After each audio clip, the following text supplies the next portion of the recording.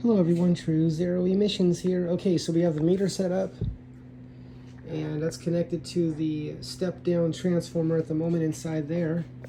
Everything's connected right now, meaning the lights. The lights are connected. The tiny LEDs that are going around the scooter. I'll walk you through once right here. That's the tiny LEDs right there. They're really, really nice. It has that Tron look, right? Yeah, I would have thought by now we could buy a Tron motorcycle, right? It's like, where's the future? Where is it? We have to make it. That's the only way it comes. There's a futuristic car powered by the sun 40 miles a day called the Aptera Motors car. And every year it says they're coming out this year or next year. Every year it says that. But you know how that car comes out? You have to build it, I think. I have to build it. I'm going to see if I can do that. What I mean is my own version of that. My own version of a future car, right? We can all do that. When the auto industry first started, there were many automakers in the very beginning. If you read the history of automaking, oh, there was so many. And there was also self-charging cars. That's very common knowledge. The electric cars were, you didn't have to have a lot of range because they could charge while you drove them. There's a lot of people that talk about that. A lot of people have shared that with me. Back when, cars were starting out. That's what I was told. I wasn't there at the time. I wasn't there, but it makes sense because we're just pumping energy from the environment into our circuits, right? It makes sense. Okay, so what do we have here? We have the lighting. We're going to test it right now. I haven't tested it yet. So will there be smoke? Will there be light? Will there be both? Well, let's see. It looks like that capacitor is discharging. I thought it says negative right now. Interesting, right? Negative energy. That'll turn into a... Oh, no, that's disconnected. That's not connected right now. What am I doing? But it's still reading, right? It's still reading something. It's doing something. Okay, so that's done because I was using that to set the step down transformer. I set it to 24 volts. So that's all set. Let's go ahead and power this up. Let's turn the lights on. So the scooter's already on. I'm going to turn the lights on right now. It should work, but if I blow the whole scooter up, then I learned something, right?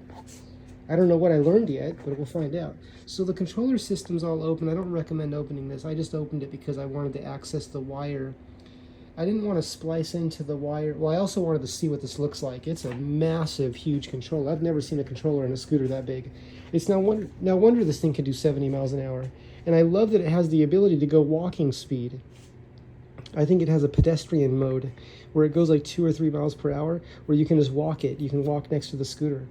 You can also program it to actually go a very slow speed as well. I mean, I just love it. This scooter is great. Like I said before, the only thing I wish that it could have, and I'm going to do everything I can to do this, is if there's some way that the regenerative braking can work stronger at low speed.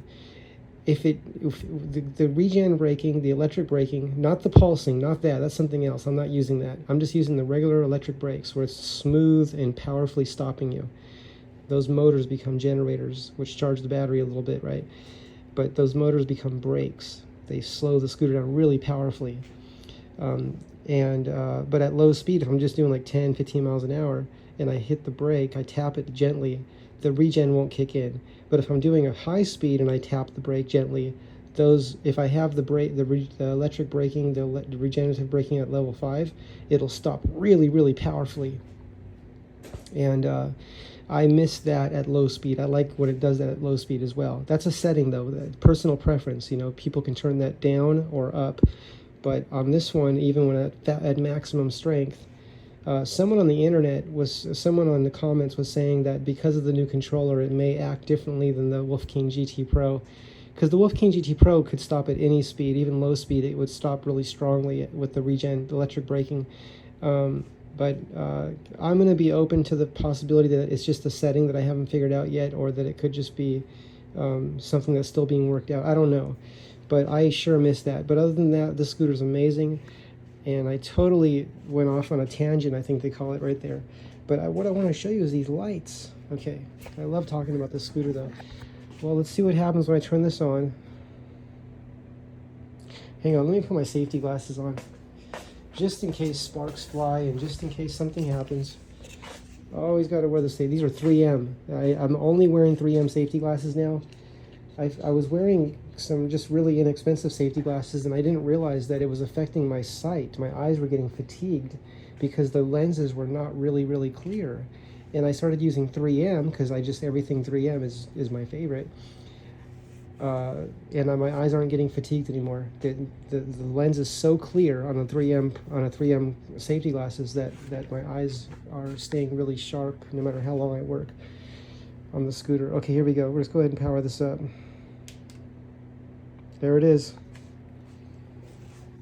I just turned that on for the first time right now. I didn't do it off camera. I wanted to do it on camera with you. Okay, everyone. There it is. Let's turn some lights off. Boy, that looks good. I'm so happy with this. Really excited about riding it this way. I mean, this thing's very visible now. It looks good, too. I always liked the look of the Tron motorcycles. I have no idea what the movie was about, but I like the motorcycles and the lighting. I'll have to watch the movie again sometime and see if I can figure out what the story's about.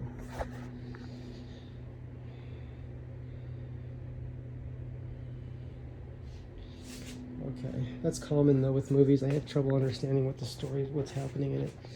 Okay, so here you can see the original lighting, which is behind here, right? That's facing down, and then these are kind of like at a let's see, 90 and 90's 180. So these are like a 45-degree angle. They're like at a 45 like that. Okay, so they're not on the side. See, they're not coming out of the side here, but they're halfway between down and side. So that's about 45 degrees. And if I understand correctly, that looks really good though. The gentleman that introduced me to these lights was telling me, you know, I said I would like to put these on more parts of the scooter, and he was saying, you know, he was trying to explain how it works, and I must have misunderstood him because just by looking at the lights, I'm realizing that I can put 2-inch or longer, any length I want, but just as small as 2 inches in areas, you know, just 2 inches, and I just have the wires in parallel. So coming off of that wire, the wire that's powering those lights can go to every, so there's a positive and a negative on that wire, right? There's a positive and a negative. If I have a lot of these little lights all over the scooter, these ones like in 2-inch, as small as 2 inches, I think that's the smallest I can go is 2 inches. And there's a line on top. You can read it. You can see the line. I had to use a magnifying glass, and I had to zoom in real close with the phone to look at that line. But once you find the line, you can see it. You can cut it right on that line. That's where you cut it. And then I can put those little like 2-inch areas, right, and then just have wires going everywhere. I mean, I don't mind doing that. You know, the idea, the question is like how does it look, right? And how visible is it? Is it very visible? Can it be seen well, right? And the scooter can be seen well, and it also, I like how it looks as well, right? How do you like that? You like that too? I can see that there's going to be an industry, if there already is, I think, for customization. A lot of people customize their own scooters, but a lot of people want their scooters customized like this. They might want, you know, I put a lot of extras on this. Well, it wasn't that much, but I put these lights on it, and I put this camera system on it, right? Let's go ahead and turn the camera system on as well. So I press one click of the power supply, and that's going to turn on the wolf box. That's going to turn this one on. Now the wolf box requires 5 volts, right? And I was realizing that there's 5 volts going to, I saw 5 volts here, right here. There's 5 volts, there's a plus, a minus to the throttle, plus, minus, and a signal, I think it's called, or the speed sensor. But I was thinking, where can I get 5 volts from on the scooter to power that? But right now I'm just using a separate power supply, right? So I don't know, and I also thought I can run off the lights again and just use another step-down transformer and just adjust the voltage to 5 volts. But on that case, I would want some fail-safes, like maybe use a capacitor or a battery or something that will not go over voltage. It will not let the voltage go over, just in case something goes wrong. I don't want to burn out the electronics. I want to make sure it can't go higher. So something that can limit the voltage and cap it, right? Like, I don't know if a capacitor could do that, or a battery, or both, have a battery and a capacitor in parallel, something like that. Right now we're talking about electrical engineering.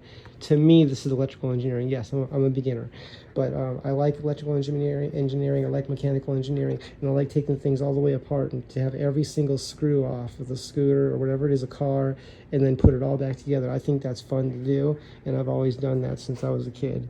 So yeah, I don't know the names of the parts and stuff, you know, and I don't know the names of all the tools, but I think it sure is fun to do things, isn't it? So here we have this. Oh, the scooter shut off because I wasn't using it, right? Did it shut off? Yeah, it did.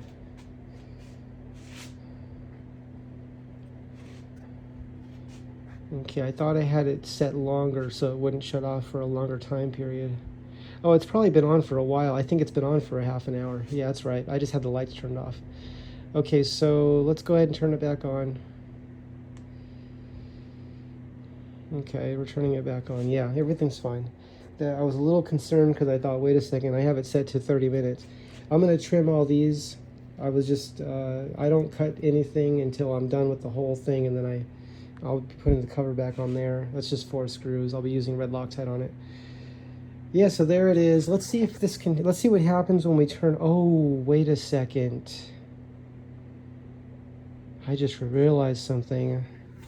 I'm not done with my testing. I have to disconnect those lights.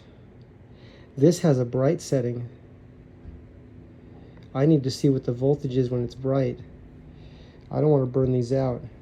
Okay, I have more testing to do, because this has a bright setting, it has a low setting on the headlights, and I'm plugged in parallel with that.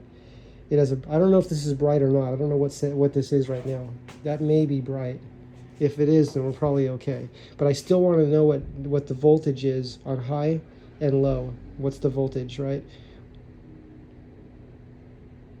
It just shut off again.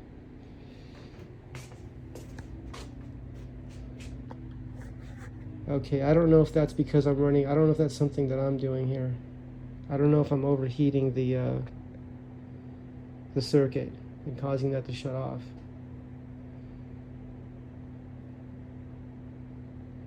Okay, I have testing to do.